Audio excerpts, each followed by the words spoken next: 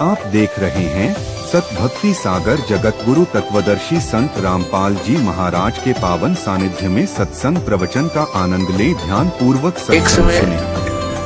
सत साहिब एक सिमली नाम की लड़की थी और वो किसी गुरु से उपदेशी थी, आस्था भगवान में गणी थी और प्रारंभ से ही ये ऐसा रहा है कि जगत और भगत का आपस में मतभेद बना रहा और जिस कारण से भक्तों को बहुत कठिन यातनाएं सहन करनी पड़ी। लड़की की बहुत आस्था थी। नगर के बाहर एक साधु का आश्रम था। वो लड़की उस महात्मा को आहार करा के आती थी, उनकी सेवा भी करती थी और शाम के समय अपने घर आ जाती थी। कुल के लोगों ने, परिजनों ने बहुत कुछ प्रतिबंध लगाए लेकिन लड़की नहीं मानी। उस सिमली का एक भाई था, मंसूर नाम था उसका। उसको अन्य व्यक्तियों ने कहा कि आपकी बहन शाम के समय और गैर टाइम को वक्त जाती है संत के आश्रम में। देख ले भाई, इज्जत का सवाल है और पूरे नगर में चर्चा चलती है अपनी बहन को बनाकर। अब मंसूर ने सोचा भी पहले ये देख तो लूं वास्तव में वहां उस आश्रम में ऐसा क्या है। इस दृष्टिकोण से जब उसकी बहन शाम के समय प्रतिदिन जाती थी साधु का भोजन लेकर, जिस दिन घरवाले भोजन नहीं देते थे तो वैसे जाती थी, उनकी सेवा कराती थी, कोई कपड़े धोआती थी, कुछ देर उनकी चरण दबा देती थी। अब मंसूर ने, भाई ने सोचा कि सीधा संत से बोलना अच्छा नहीं होता। साधु संत बड़े सहनशील होते हैं और सिद्धि युक्त होते हैं। अपराध के विषय में कुछ उठपटांग कहना हानिकारक हो सकता है। उसने क्या किया कि आश्रम के बाहर खड़ा हो गया और जैसी भी कच्ची पक्की कोई द्वार थी उसके अंदर कोई सुराख था। उस सुराख से वो देखने लगा। छोटा सा आश्रम था, कुछ 100 गज का होगा, गणित करना 150 गज का, और उसमें एक झोंपड़ी डली हुई थी। तो उसने देखा कि लड़की ने जाके भोजन कराया महात्मा को, फिर बर्तन साफ किए, 1-2 कपड़ा धोआ, फिर महाराज जी के चरणों को दबाने लगी, सेवा करने लगी। तो क्या हुआ कि ऐसे उस महात्मा ने हाथ किया, आकाश से एक अमृत का प्याला आया। संत ने पिया, आधा उस बेटी को दिया। संत ने कहा कि बेटी, इसमें से थोड़ा सा एक नालायक व्यक्ति खड़ा है, उसके भी मार देख छींट, इस सुराख के अंदर से जा और उसके भी लगा दे, थोड़ी सी कल्याण हो जा। एक नालायक व्यक्ति खड़ा है। अब उसने जाकर के, लड़की ने आदेश पालन करना था, उस सुराख में ऐसे कर दिया। उसने देखा कौन है, कैसे है, तो उसके भी जीभ पर वो थोड़ा सा अमृत की छींट लगी। एकदम उसके हृदय में एक विशेष प्रेरणा हुई कि मैं बहुत पापी हूं, मैं नीच हूं, और ऐसे पाक साफ महापुरुष के विषय में मेरे मन में दोष आया। रोता हुआ आश्रम के अंदर प्रवेश हुआ और कहा, महाराज मुझ पापी का भी उद्धार हो सकता है। मैंने आपके बारे में बहुत गलत सोचा। उस संत ने कहा, बेटा जब तक बोध नहीं होता, ज्ञान नहीं होता, तब तक प्राणी के ऐसे अपराध अक्षमा करने योग्य होते हैं। और बेटा कोई जानबूझ कर करोगे, दीक्षा उपदेश लेने के बाद आपके मन में ऐसा संत के गुरु के प्रति दोष आता है तो फिर आप पाप के भारी बन जाओगे। काफी देर सत्संग सुनाया, प्रतिदिन वो भक्त अपनी बहन के साथ दिल्ली आने लग गया। खूब सत्संग सुना, दोनों बहन भाई मिलकर सेवा करते थे। फिर क्या हुआ कि उसके हृदय में एक ऐसी प्रेरणा हुई, अनल हक, उस संत ने उसको एक मंत्र दे दिया, अनल हक, कि इसका जाप किया कर। अपने आत्माओं पिछले पुण्यकर्मी प्राणी ही परमात्मा की खोज में लगते हैं, उनको ही इतना शीघ्र इन बातों का असर होता है संत के वचनों का। तो महान पुण्यात्माओं में से एक था मंसूर, और संत की कृपा से उसके पिछले पुण्य स्टार्ट हो जाते हैं, उदय हो जाते हैं, और वो प्रेरित होकर के वो भक्ति प्रारंभ कर देता है। जैसे एक फॉर एग्जाम्पल, जैसे कोई कटोरी में घी डाल रखा है, उसमें एक ज्योति भी रखी है, और वो ज्योति जला रखी थी, बुझ गई, घी भी है उसके अंदर, बनी बनाई बाती भी उपलब्ध है, एक सीख लगाने की आवश्यकता है, वो जग जाएगी। तो जितने भी पुण्यकर्मी प्राणी हैं, जो भी साधु संत महापुरुषों के प्रवचन सुनते हैं, किसी भी संत के, चाहे उसने भक्ति मार्ग का कति ज्ञान नहीं, लेकिन भगवान की महिमा तो वो भी सुना ही देते हैं, तो उससे क्या होता है कि वह ज्योत जग जाती है। अब वह ज्योत तक जगगी, जब तक पूर्व जन्म का उसके अंदर घी है यानी पुण्य है, तो जगेगी, प्रेरणा बनी रहेगी भगवान के पाने की। यदि आगे उसमें विधि घी उसके पास नहीं है डालने के लिए, तो वो ज्योति भी जल जाएगी और घी भी समाप्त हो जाएगा, और सारा कटोरा व कटोरी काली हो जाएगी। तो पुण्यात्मा उस अनल हक मंत्र के गुरु जी ने दे दिया, जो मंत्र देना था उसको। अनल हक का अर्थ होता है अहम ब्रह्मास्मि, मैं ही ब्रह्म हूं, मैं ही परमात्मा हूं, अनल हक। हालांकि ये कोई मंत्र वंत्र नहीं था, लेकिन उस मंसूर के अंदर वो पूर्व जन्म का घी और ज्योति रह रही थी, वह जगेगी। अब उस मंत्र से भविष्य में तो कोई लाभ उसको होना नहीं था, क्योंकि वो चार्जर ठीक नहीं था। पूर्व जन्म की बैटरी से उसमें इतना प्रभाव था, इतने पुण्यों से, कि उसने अनल हक कहना शुरू कर दिया कि मैं ही परमात्मा हूं। अब भोली आत्माओं पुण्यात्माओं को जैसा भी गुरु ज्ञान देता है वो तो दृढ़ होते हैं। गुरु जी ने 2 दूना 6 कह दिया तो वो 6 ही बोलते रहेंगे। घर वाला कहेगा, कोई उसको बताना चाहेगा, वो नहीं मानेगा, कहता नहीं मेरे गुरु जी ने ऐसे ही बोला। तो अबोध बच्चे ऐसे ही होते हैं। इस बात का ज्ञान पूरे मुसलमान धर्म में हुआ, क्योंकि वो मुसलमान धर्म से संबंधित था, और मुसलमान धर्म ये मानता है कि जीव ब्रह्म नहीं हो सकता। वैसे तो जीव ब्रह्म हो ही नहीं सकता, ये तो अंडरस्टूड है। जीव तो ब्रह्म है ही नहीं, ब्रह्म अलग है, जीव अलग है। ब्रह्म मीन भगवान, जो जीव का भी उत्पत्ति करता है।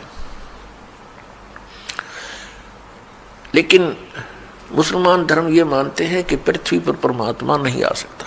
वह तो 7वें आसमान में रहता है, 7वें स्वर्ग में। और कोई ये कहता है कि पृथ्वी पर परमात्मा है, वो दंड का अधिकारी है, वो भ्रमित कर रहा है, मुसलमान धर्म के विधान को बिगाड़ रहा है। इस कारण से मंसूर को बहुत बार समझाया, राजा तक बात गई, बहुत कुछ कहा, लेकिन नहीं माना, अनल हक करता रहा। उसको कहा कि तू ऐसा मत बोल। अब साधु को तो कोई बोल नहीं सका था कि वो क्या मंत्र दे रहा है, लेकिन पब्लिक के अंदर जब बात आ जाती है तो वो अपना पूरा जोर शोर से विरोध करते हैं। अब क्या हुआ कि वो नहीं माना, तो उसको चौराहे पर खड़ा कर दिया, बांध दिया उसको चौराहे पर। और फिर क्या कहा कि या तो तू अनलहक कहना छोड़ दे, नहीं तो तेरे पत्थर मारेंगे। उसने फिर कहा अनलहक, क्योंकि वो तो मदमस्त हो गया था, अलमस्त हो गया था। ऐसी सतीथि पूर्वजन्मों के पुण्यों से होती है, और भविष्य की भक्ति नहीं होती है तो वो नष्ट हो जाता है उस जीवन ऐसी पुण्यात्मा का। तो उसको सजा दी गई कि पूरे नगर के व्यक्ति इसको पत्थर मार मार के इसका वध करेंगे। ऐसी सजा दें ताकि और भी कोई ऐसी हिम्मत ना करे। तो सभी लाइन में आ रहे थे और पत्थर मार रहे थे, तू पापी है, पत्थर मार रहे थे, निकल जाते थे। अब उसकी बहन सिमली का भी नंबर आ गया। जब और पत्थर लगा रहे थे वो हंस रहा था, अनलहक अनलहक हंस रहा था। और जब उसकी बहन सिमली का नंबर आया वो भी लाइन में खड़ी थी। तो बहन ने सोचा पत्थर तो मैं नहीं मारूंगी, लेकिन लोक लाज में आके उसने फूल उठा लिया कि मैं फूल मार आऊंगी इसके। यहां ये लोग भी ना मेरा विरोध करेंगे और भाई का चोट भी ना लगेगी। उसने फूल मारा, फूल मारते ही वो रोने लग गया, बहुत बुरी तरह रोने लगा। तब सिमली ने कहा कि भाई लोग तेरे पत्थर मार रहे थे, उनके पत्थरों से नहीं रो रहा था, और तू मेरे फूलते रोने लग गया। अरे ये कोई चोट थोड़ी लगी तुझे? उसने कहा सिमली ये तो अनजान थे, इनका मुझे दुख नहीं था, तू तो परिचित थी मैं किसके ऊपर फिदा हो रहा हूं। और तेरा हाथ कैसे हो गया नालायक मेरी तरफ? तूने भगवान की तरफ हाथ कर दिया। मैं भगवान के लिए ड्यूटीड हूं और तूने क्या समझा फिर ज्ञान को? न्यू रो रहा हूं, तेरा जीवन बर्बाद हो गया, तूने ज्ञान समझा नहीं बहन। तेरे फूल का मुझे इसलिए दर्द हुआ, तू तो परिचित थी इस बात में। उसके बाद नहीं मरा वो पत्थरों से, कहने लगा या तो कहना छोड़ दे अनलहक, नहीं तेरा हाथ काटेंगे। उसने कहा अनलहक, हाथ काट दिया। फिर कहा दूसरा हाथ काटेंगे या बंद कर दे, अनलहक। तेरी गर्दन काटेंगे, बंद कर दे, अनलहक, काट दिया। अब उसको गाड़ा नहीं, मुसलमान धर्म में नीचे दफनाते हैं जमीन में, उसको सवा कर दिया काफिर समझकर कि काफिर जलाए जाते हैं, उनकी सोच है। और उस राख को जल में फेंक दिया कि इसका नामो निशान मिट जा, दरिया में। कहते हैं वो राख भी, ऐस भी, वो बबूत भी अनलहक अनलहक अनलहक करती जा रही है। और 1000 मंसूर बनकर गलियों में घूम रहे हैं। सबने दरवाजे बंद कर लिए, टट्टी पेशाब निकल गया, लोगों का घबरा गया, ये क्या हो गया? भगवान का भगत था, ऐसा हो कर दिया इसके साथ। तो पुण्यात्माओं, अब ये ज्ञान है, तत्व ज्ञान है, इसको बहुत गहराई से समझना है।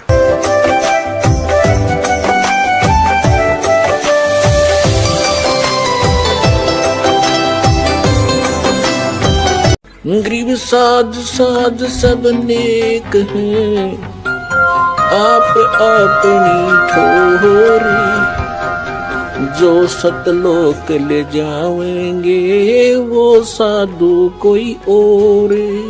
आत्मा परमात्मा का पाना सबसे आसान है, लेकिन काल ने हमें गुमा गना दिया, भ्रमित कर दिया, इतने गलत साधनाएं सिर पर रखवा दी हमारे। परमात्मा कहते हैं गुरुआ गांव बिगाड़े संतो गुरुआ गांव बिगाड़े, ऐसे कर्म जीव का लाजिए ईब जड़े ना जाड़े।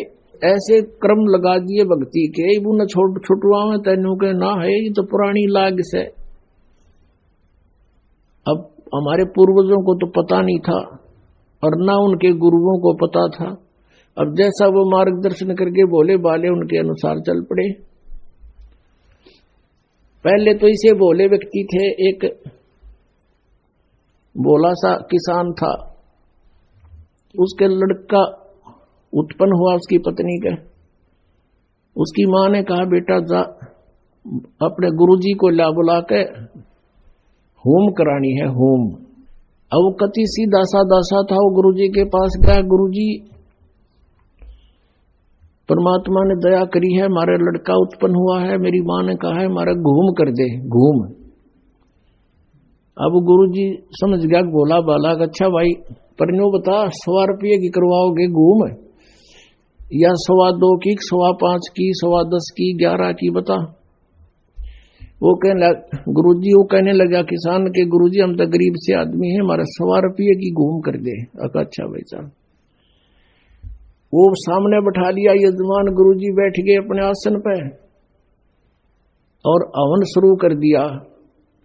अब उसने कहा कि जैसे मैं बोलूं ऐसे ही बोलना, ऐसे ही क्रिया करना तू सारी। अच्छा जी। अब पंडित जी कहे भूर भवे, उसने ना बोलना फुर फुर करे। अब बड़े आदमी के ऊपर बोलनी है उसके साथ संस्कृत।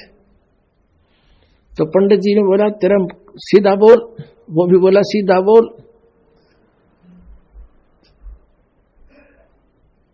अब उस गुरुजी ने उसका थप्पड़ मारा, एक उसने कर दिया। आखिर में क्या हुआ, दोनों लिपटा हो गए। और किसान तगड़ा था, पंडित जी दाब लिया उसने नीचे। अब पंडित जी को इस समस्या पे ये के कुकर छोड़ है। फिर उसका ध्यान में आ गया कि तो जैसे तू कह रहा है ना ऐसे कर रहा है। उसने कहा छोड़ दे, बोला छोड़ दे। तो दोनों भिन्न भिन्न हो गए। अब वो किसान ने सोचा कि इस घूम में, इस घूम में यू सारा प्रोसीजर होता होगा। अब हमने बतावा हंसी, पहले हमारे गेरिया बुंडी बने रही थी नो की नो, बिना ज्ञान के ये हंडोड़ा बना रहे थे हमारा। जब उनके सांस से उतर लिए, जो किसान कहता बोला पंडित जी, बोला शुक्र है मेरा सौभाग्य था, मैंने 1.25 करवा ली, जब 5.25 की करवा लूं तो दोनों मरा हुआ थे। अब ये सारी सच्चाई है वैसे, क्योंकि अब तो हम समझदार हो गए, हमने पता लग गया कि मूर्खा टोल इकट्ठा हो रहा था, हमने मूर्ख बना रहे थे। तो परमेश्वर कबीर जी ने आके हमें ये तत्व ज्ञान पहले ही समझाने की चेष्टा की थी, लेकिन शिक्षा के अभाव से हम उन नकली गुरुओं को सतगुरु मानते रहे। उन ऋषियों को, महर्षियों को जो नकली थे, उनको हम सचमुच वेद ज्ञान दाता मानते रहे, जिस कारण से आज तक हम सफर कर रहे हैं, उसको आज तक हम भोग रहे हैं। तो पुण्यात्माओं अब भी कुछ नहीं बिगड़ा है, क्योंकि ये तो असंख्य जन्म, अनगिन जन्मों का झंझट था, अब भी निमट जाएगा, कोई बड़ी बात नहीं। परमात्मा कबीर परमेश्वर जी हमें याद दिलाया करते थे उस समय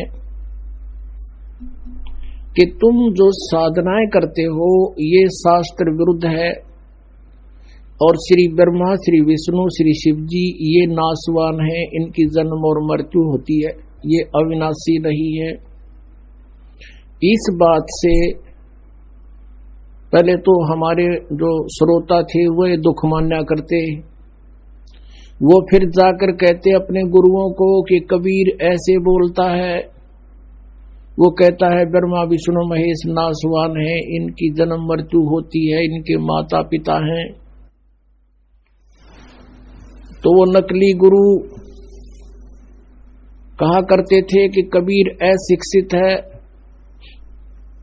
ये झूठा है, ये क्या समझे हमारे पुराणों को, पवित्र पुराणों को। पवित्र पुराणों में, सदग्रंथों में लिखा है, जो हम बताते हैं वो सत्य है, कबीर झूठ बोलता है। पुण्यात्माओं, उस समय ये बात स्वीकार हो जाना सहज थी कि कबीर परमात्मा संस्कृत भाषा नहीं जानते, अक्षर ज्ञान नहीं था, लेकिन आज हम ये नहीं कह सकते कि उनको संस्कृत भाषा नहीं आती थी। वो तो सब भाषाओं के जानकार हैं, परम विद्वान हैं। वो चींटी और हाथी की भाषा भी समझते हैं, वो सब पक्षी और पशुओं की भी भाषा जानते हैं, पृथ्वी के सभी प्राणियों की भाषा समझते हैं, लेकिन हम परमात्मा को नहीं समझ सके। यह बात न्यों बिगड़गी। अब आपको दिखाते हैं परमेश्वर कबीर जी ने जो सृष्टि रचना सुनाई थी, धर्मदास ये जग बोराना, कोई न जाने पद निर्वाणा। यही कारण मैं कथा पसारा, इन सब से कहिए वो राम नियारा। यही ज्ञान जग जीव सुनावो, सब जीवों का भरम नसावो। अब मैं तुमसे कहूँ चिताई, त्रिदेवन की उत्पत्ति भाई। तुम्हारे तीनों देवताओं की, रजगुण ब्रह्मा सदगुण विष्णु उत्तम गुण शिव जी का कैसे जन्म हुआ ये बताता हूँ। ज्ञानी सुने सो हृदय लगाई, मूर्ख सुने तो गम ना पाई।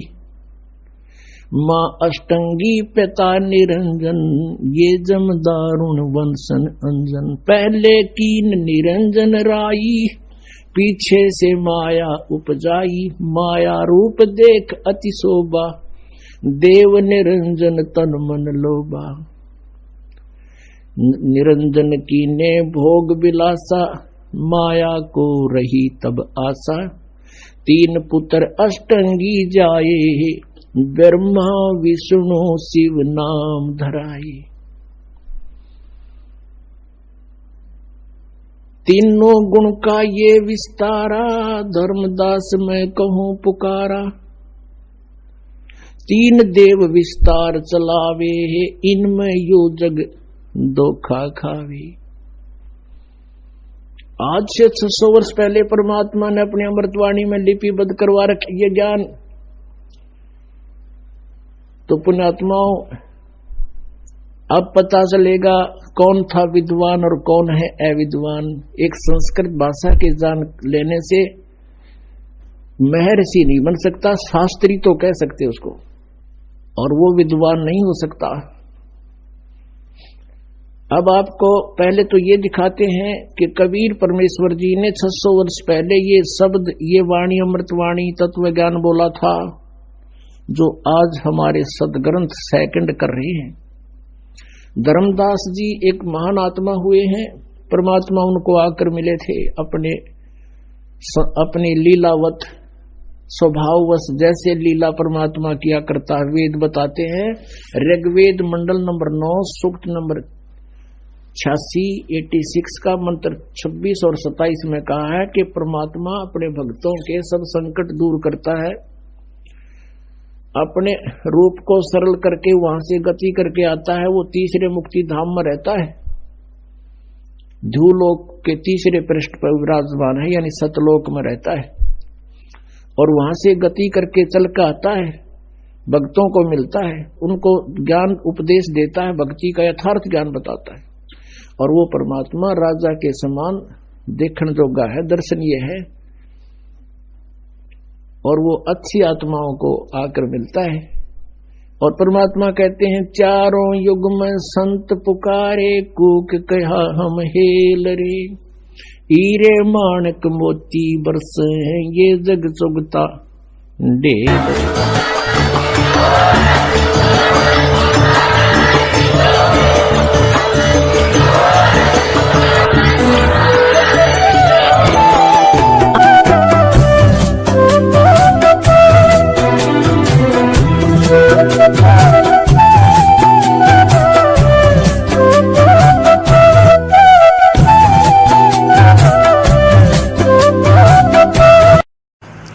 एक राजा बताते हैं, बहुत नेक था, मुसलमान था, और वो मांस नहीं खाता था।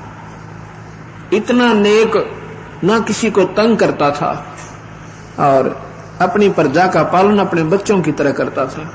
एक बार उसका बीमारी होगी, पेट में दर्द हो गया। उसने क्या किया कि सभी डॉक्टर वैद्य बुलाए, सभी दवाई देकर फेल हो गए। एक वैद्य ने बताया कि आपने एक बकरे का कलेजा प्रतिदिन खाना पड़ेगा जब तक तुम जीवित रहोगे। अब वो मजबूरी होगी उसकी, एक बकरे का कलेजा फिर वो रोज खाने लग गया, उसको राहत मिल गई, यानी पाप न्यू बढ़े। अब वो चाहता नहीं था और फिर भी मजबूरी में दयालु होते हुए अपनी जान रक्षा की खातिर उसने खाना पड़ गया। फिर उसको एक संत टकरा जाता है, एक कबीर साहब का संत,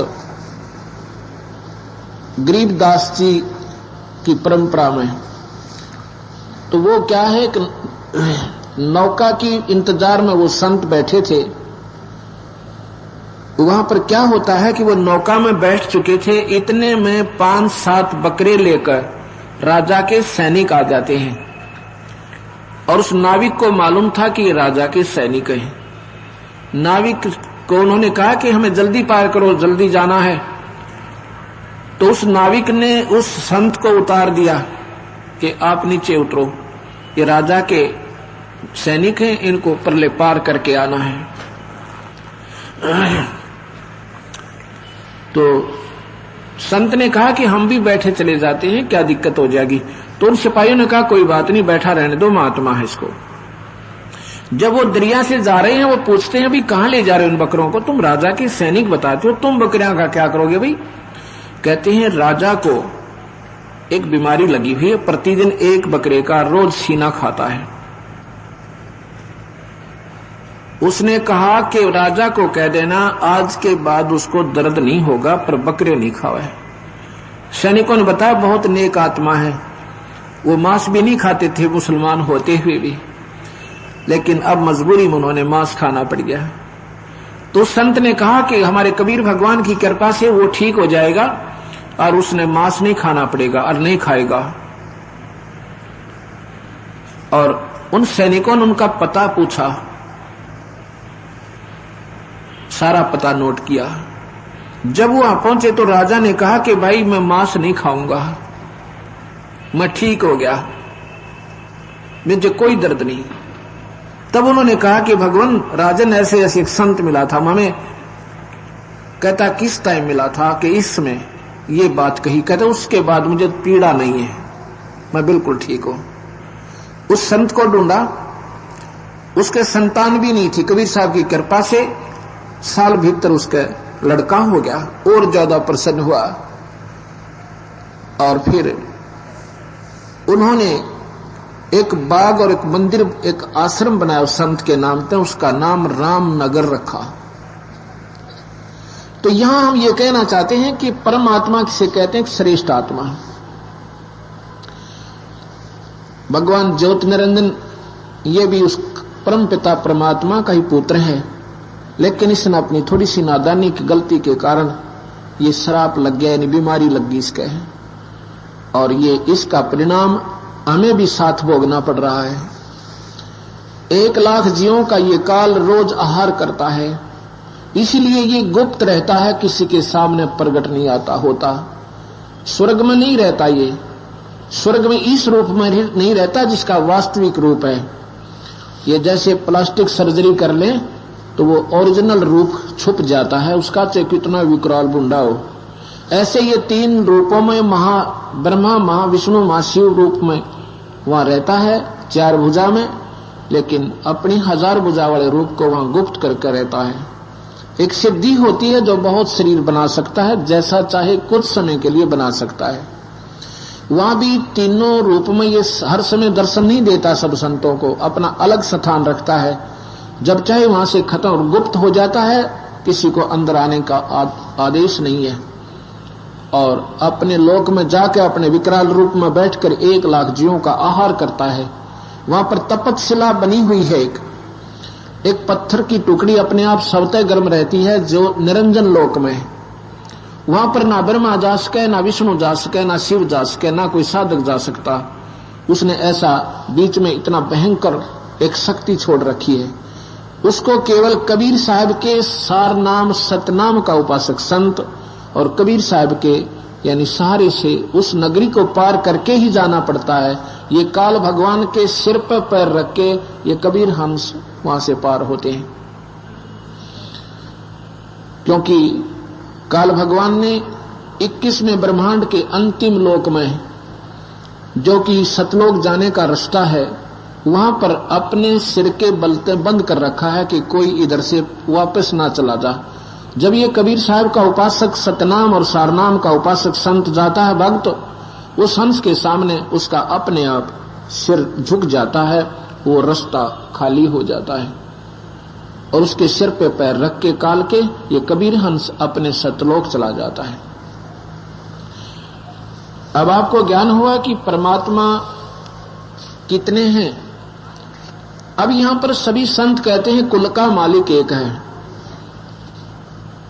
और गीता में लिखा है कि अर्जुन, ये संसार उल्टा लटका हुआ वृक्ष है।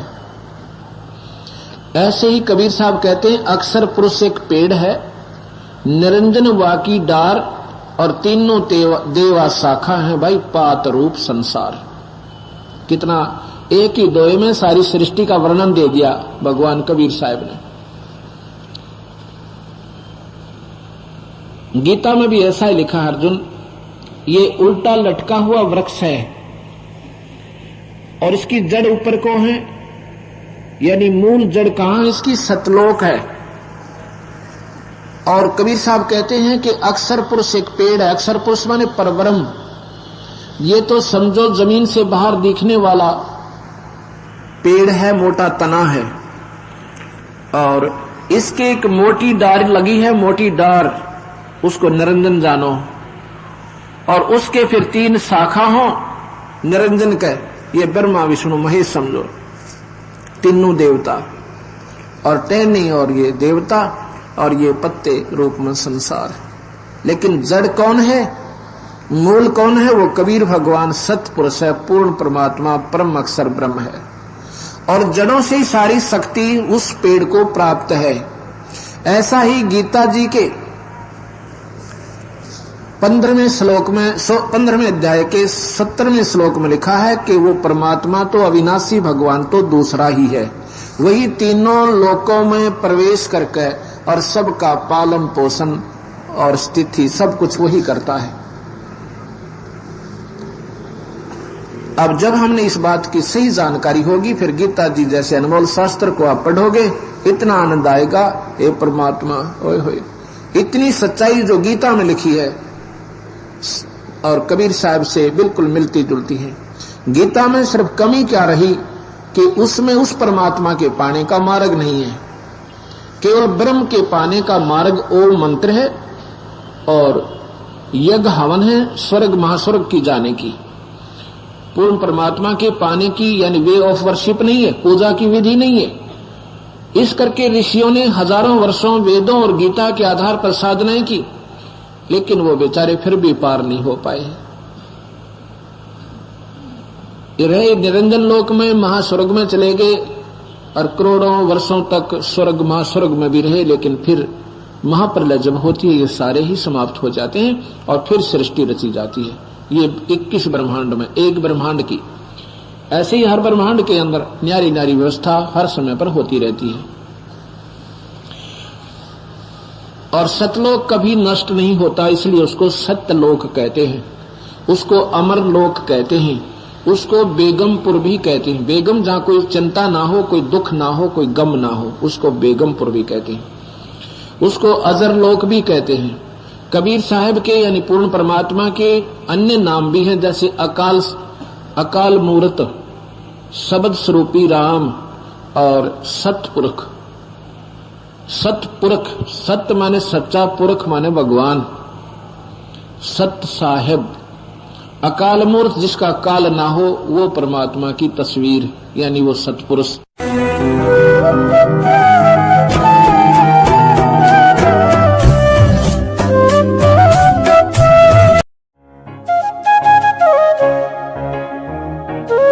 अब जैसे पूरे मुसलमान धर्म के धर्मियों के पास हजरत मोहम्मद सल्लल्लाहु की कोई प्रतिमा नहीं है, तो क्या हजरत मोहम्मद जी निराकार थे? क्या उसका कोई आकृति नहीं थी? केवल ये लिख देने से कि न तस्य प्रतिमा अस्ति, तो वो ये सिद्ध नहीं होता कि वो निराकार है। अब आपको सिद्ध करते हैं कि परमात्मा कैसा है। एक शेख फरीद नाम के मुसलमान थे और उन्होंने एक घर छोड़ दिया बचपन में परमात्मा पाने के लिए। एक फक्कड़ फकीर थे और वहां वो उनके आश्रम में रहने लग गए। और वो फकीर इतना वहां प्रसिद्ध था कि उसके पास सिद्धियां बहुत हैं। एक समय शेख फरीद नाम के मुसलमान थे भक्त। वहां क्या था कि आश्रम के अंदर 10-12 भक्त रहते थे उस संत के शिष्य। तो उन्होंने आपस में एक एक दिन बांट रखा था। वो आश्रम का जो संत था वो हुक्का पिया करता। मुसलमानों में वैसे वो मांस नहीं खाता था, हुक्का पीता था। तो हुक्का खाना खाने के बाद उसका शाम को या दोपहर को जब भी खाता था हुक्का कंपलसरी होता था। तो उन्होंने सब ने अपना काम बांट रखा था।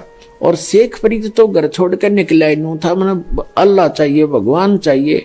और उसमें ज्ञान में बता ही दिया जाता है भाई गुरु की सेवा करे, गुरु को पूरी श्रद्धा के साथ व्यवहार रखे, गुरु शिष्य में ऐसा लगाव बन जाए, आपस में इतना प्यार बने दोनों का, मन में दोष ना रहे, तब भगवान मिलता है।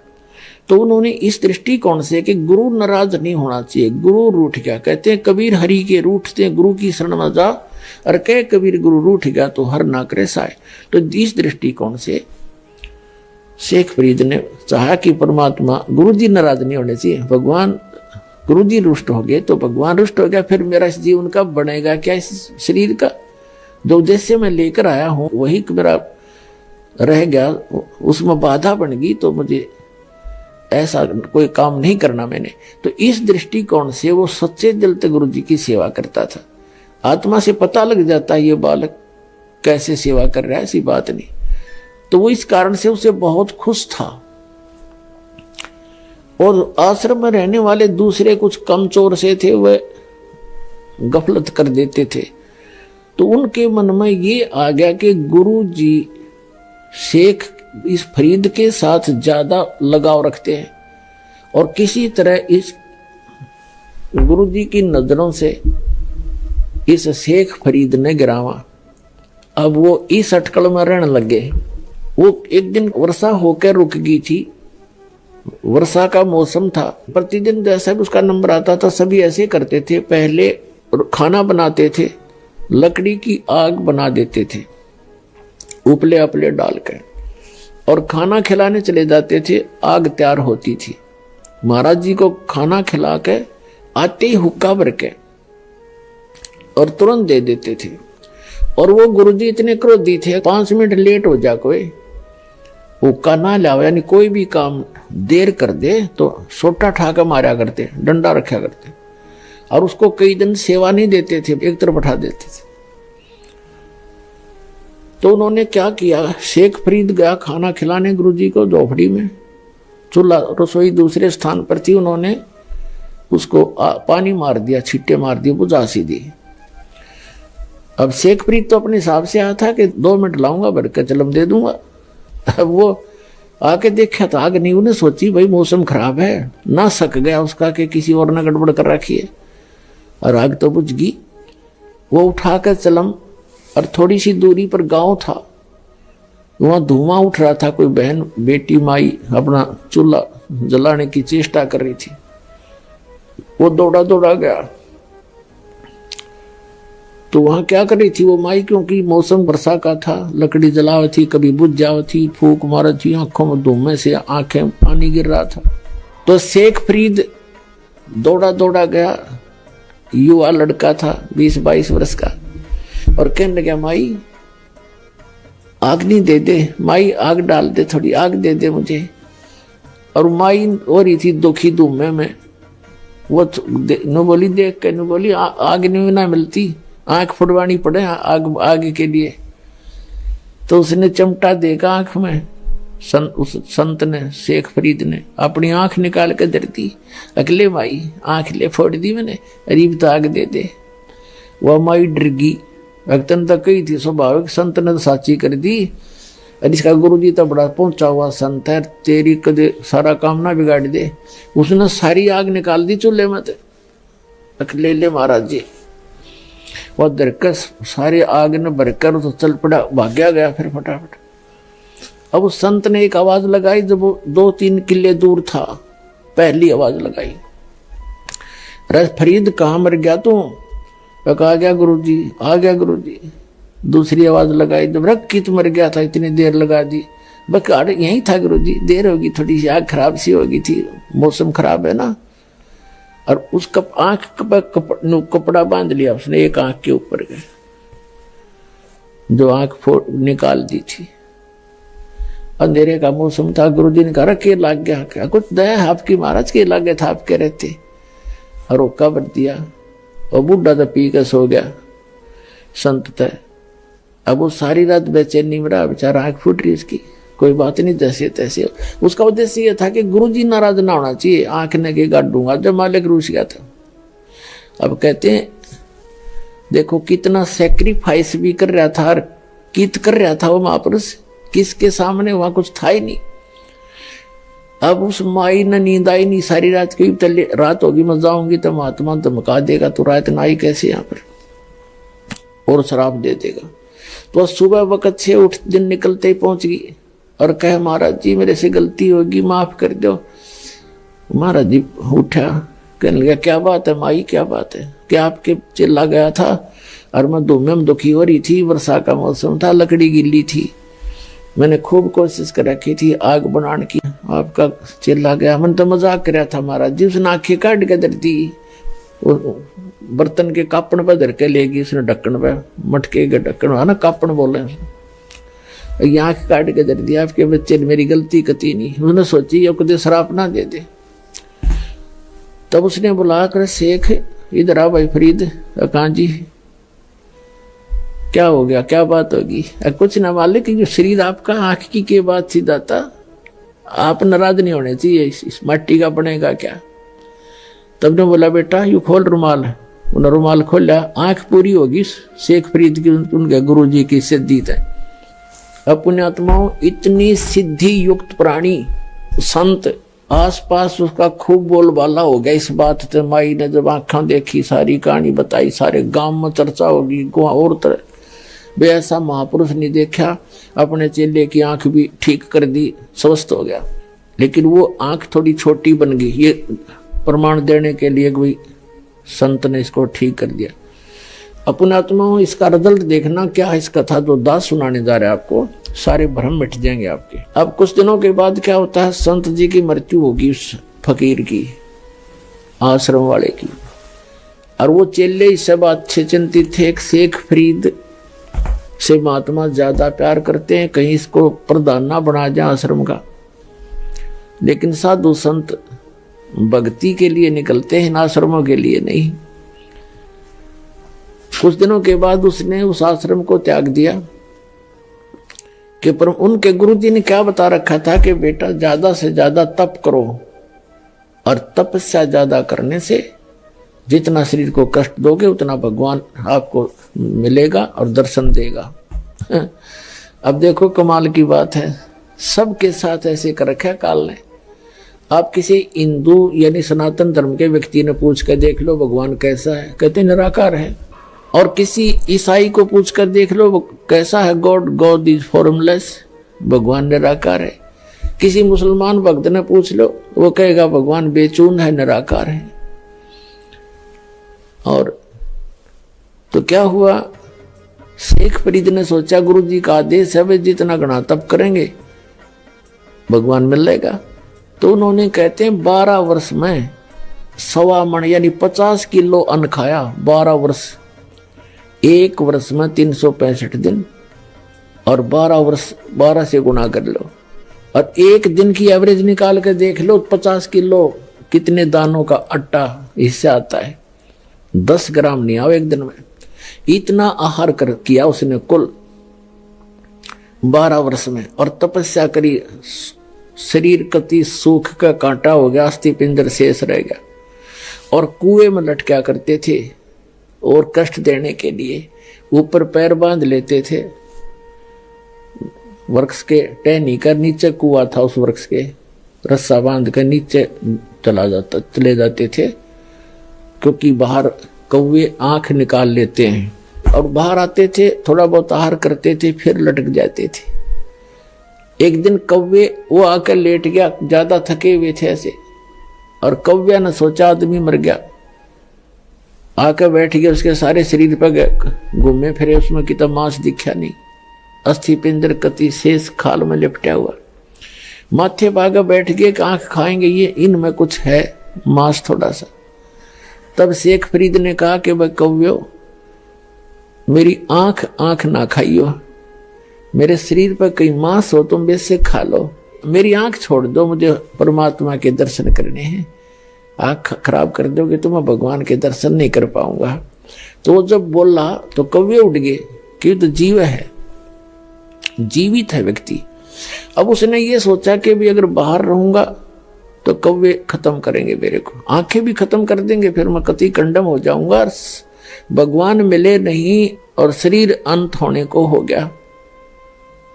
वो इस दृष्टिकोण से फिर दोबारा धीरे धीरे पैर बांधे रखे थे, सहज लटक गया कि अब तो मर के निकलूंगा इसके अंदर से, या तो भगवान मिल जाएगा ना खत्म। अब वो परमात्मा आके खड़े हो गए उस कुएं के ऊपर और रस्सा पकड़ के उसको बाहर निकालने लगे। कबीर परमेश्वर अल्लाहू अकबर। तो शेख फरीद ने कहा कि भाई कौन है, मेरे साथ शरारत मत करे, क्योंकि पहले वो ऐसे कुएं में लटक रहे होते थे तो बच्चे आते थे उसके रस्से न डंडी तो घुमा देते थे। शेख फरीद कभी इधर लगता था कुएं में, कभी इधर लगता था और वो ऐसे कर लेता था। अब बच्चे हैं, छेड़छाड़ कर चले जाएंगे थोड़ी देर में, वो एक बार धक्का के भाग जाते थे।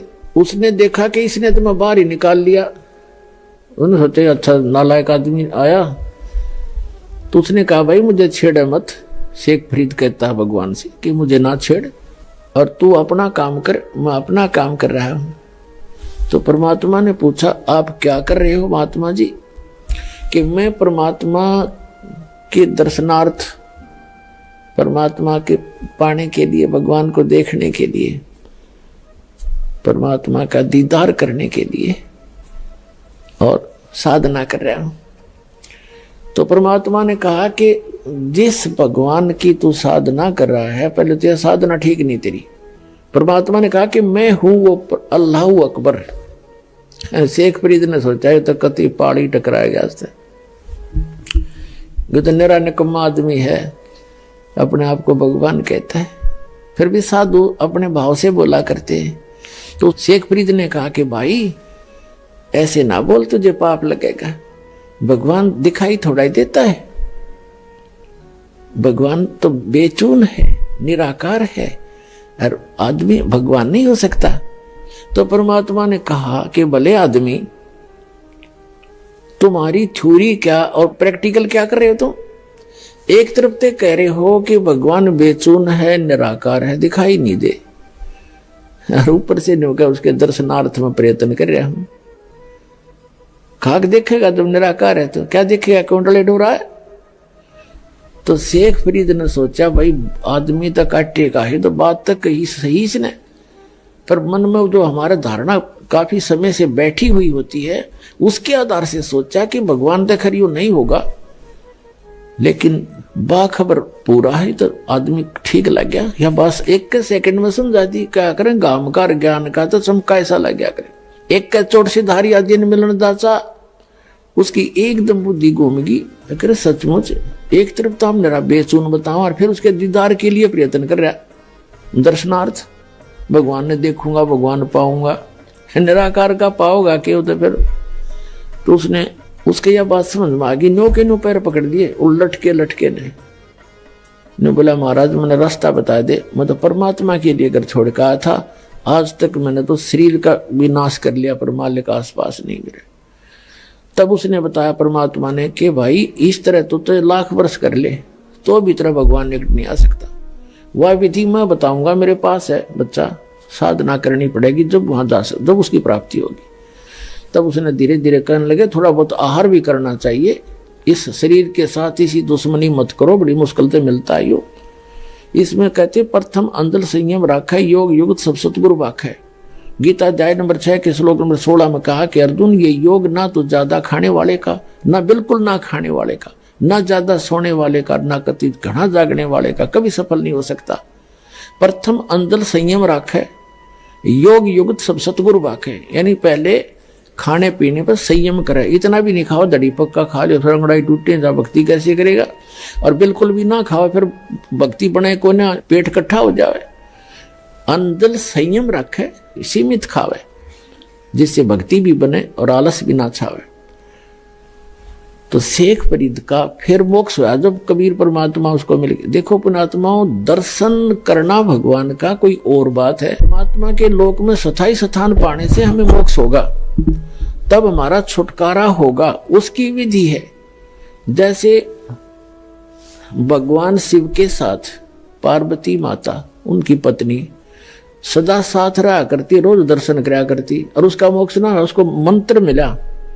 अमरनाथ जो बना हुआ स्थान, वहां पार्वती जी को मंत्र दिया गया था। ये जो पहला आपको 5 नाम दिए जाते हैं, ये 5 नाम का दिया था। उस मंत्र से उसकी इतना मोक्ष हो गया जितना उस मंत्र से होना था। इतना अमरत्व प्राप्त हो गया उसको सच्चे दिल से भक्ति, सच्ची साधना करने से। लेकिन शिव जी के दर्शन से मोक्ष नहीं हुआ उसका। तो पुण्यात्मा, परमात्मा 120 वर्ष वो अल्लाहु अकबर, वो पूर्ण परमात्मा परम अक्षर ब्रह्म 120 वर्ष काशी में रहे। कितने लोगों ने दर्शन किए? 64 लाख तो शेष हो गए थे उनके उस समय, और सब ने दर्शन किए और कोई पार ना हुआ, क्योंकि उन्होंने उनके द्वारा बताई गई साधना पर विश्वास नहीं किया, वह साधना पूरी ना की और उनको एज ए गॉड ट्रीट नहीं किया। तो परमात्मा के लोक में जाने के लिए हमारी मर्यादाएं हैं, कुछ मंत्र हैं। उन मंत्रों की शक्ति से इस शरीर के अंदर जो हमारे सूक्ष्म शरीर है बॉडी के अंदर, इस स्थूल शरीर से प्रयत्न करके साधना करके हम उसको चार्ज करना हमने। और इस शरीर को छोड़ देंगे तो ऊपर का यहाँ का इस काल का दिया से प्राप्त मटेरियल है, इसको तो ये इतना सामान इसको छोड़ दे, इसके अंदर जो शरीर है वो हमारा इतना चार्ज हो जाएगा और फिर वो इससे निकलते ही और फुल स्पीड तो ऊपर जाएगा तिरकुटी पर। इन सब के अकाउंट क्लियर मिलेंगे आपको, क्योंकि ये जो शरीर है सूक्ष्म शरीर फिर इतना लंबा हो जाएगा इससे निकलते ही भक्ति युक्त प्राणी का। जैसे आप कभी सूर्य की तरफ पीठ करके सुबह सुबह 10-11 बजे से पहले सूर्य की तरफ पीठ करके और अपनी छाया पर ध्यान रखना, अपनी छाया की छाती पर काफी देर 1 मिनट एकटक देखते रहना और फिर सामने देखना। आपको जमीन से लेकर आसमान को छूता हुआ आपका सिर, नीचे पैर, इतना लंबा शरीर दिखाई देगा। तो ये शरीर इतना लंबा हो जाता है, फिर ये आत्मा यहां से स्टार्ट करती है मूल कमल से, इसमें से सूक्ष्म शरीर से, इसमें से निकलकर फिर त्रिकुटी में जाती है। त्रिकुटी ये वहां पहुंच जाता है, त्रिकुटी उस त्रिकुटी के पास ही। तो वहां यहाँ सारा क्लियर अकाउंट करके वहां पहुंच करके फिर आगे सब मंत्रों की जो भक्ति है वो स्थान स्थान पर इनको डिपॉजिट कराते चले जाएंगे, हमारा अकाउंट क्लियर होता चला जाएगा, तब हम सतलोक जा पाएंगे। तो इस प्रकार मोक्ष होगा।